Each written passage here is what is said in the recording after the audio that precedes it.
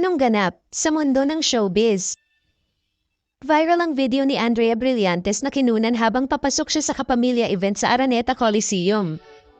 Noong December 13, idinaos ang nasabing taunang event na inorganisa ng Kapamilya Network. Ang Forever Grateful, the ABS-CBN Christmas Special 2023. Sa event na ito, 300 stars ng ABS-CBN ay nagtipon upang magbigay aliw at magpasalamat sa lahat ng sumusuporta sa kanila. Pagkatapos ng event, ipinost ng Star Magic sa kanilang IG ang ilang mga picture mula sa backstage habang pumapasok ang mga artista. Ang pagdating ni Andrea Brillantes ay ipinost rin sa IG page ng Star Magic. Mas maikli ang kanyang video kumpara sa mga video ng ibang artista. Nakakuha ito ng 200,000 views isang oras matapos itong ipost. Sa comment section ng post, maraming basher ang nagpahayag ng negatibong reaksyon kay Andrea. Kung ano-anong bansag ang binabato kay Blythe at inaakusahan ng iba't ibang bagay na di umano'y kanyang nagawa.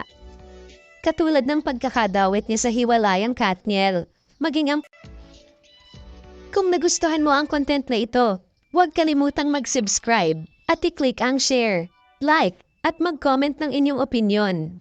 And favor naman po, please don't skip the ads.